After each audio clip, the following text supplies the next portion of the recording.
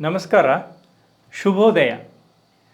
ಇವತ್ತು ಒಂದು ಅತ್ಯಂತ ಮಧುರವಾದ ಮಾರ್ದ್ರವತೆಯಿಂದ ಕೂಡಿರ್ತಕ್ಕಂಥ ಅನುಭವವನ್ನು ನಾವೆಲ್ಲರೂ ಬದುಕಿನಲ್ಲಿ ಪಡೆದುಕೊಂಡಿರೋ ಅಂಥದ್ದನ್ನು ತಮ್ಮ ಮುಂದೆ ಶುಭೋದಯದ ಪದ್ಯದ ಮೂಲಕ ತರ್ತಾ ಇದ್ದೀನಿ.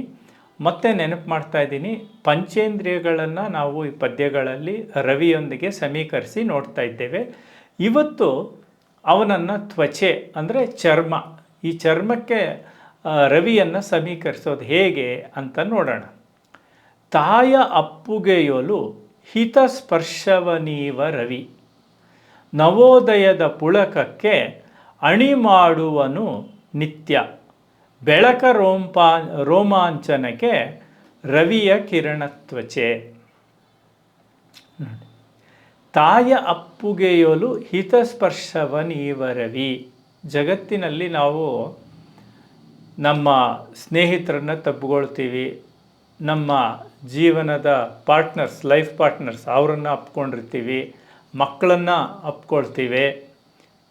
ಇವೆಲ್ಲ ನಡೀತಾ ಇರುತ್ತೆ. ಎಷ್ಟೋ ಸ್ನೇಹಿತರನ್ನು ಅಥವಾ ಒಂದು ಸಮಾರಂಭದಲ್ಲಿ ನಮಗೆ ಆತ್ಮೀಯರಾದವರು ಇವ್ರನ್ನೆಲ್ಲ ತಬ್ಕೊಳ್ಳೋದು, ಅಪ್ಪಿಕೊಳ್ಳೋದು ಉಂಟು.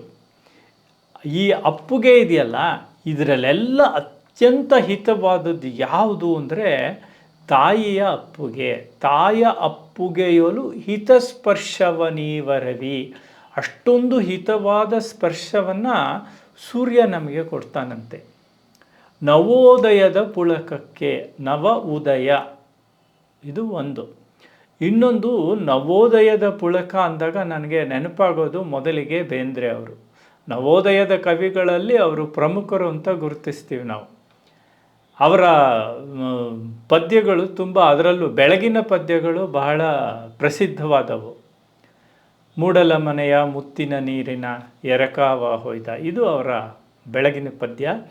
ಆ ನವೋದಯದ ಪುಳಕಕ್ಕೆ ಅಣಿ ಮಾಡುವನು ನಿತ್ಯ.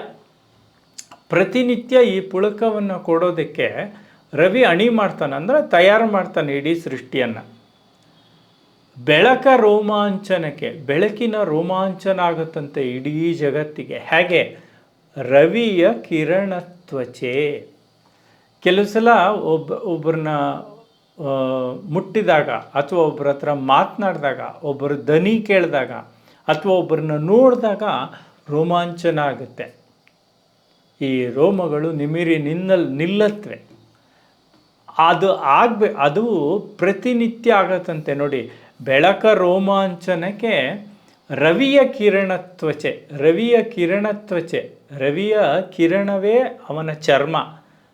ಅದು ನಮ್ಮನ್ನು ಮುಟ್ಟಿದರೆ ನಮಗೂ ಕೂಡ ರೋಮಾಂಚನ ಆಗುತ್ತೆ ಅನ್ನೋದು ಇವತ್ತಿನ ಸಾರಾಂಶ, ಪದ್ಯದ ಸಾರಾಂಶ. ಒಟ್ಟಿನಲ್ಲಿ ರವಿಯನ್ನು ತ್ವಚೆಯಾಗಿ, ಚರ್ಮವಾಗಿ ನಾವಿವತ್ತು ನೋಡಿದ್ದೇವೆ.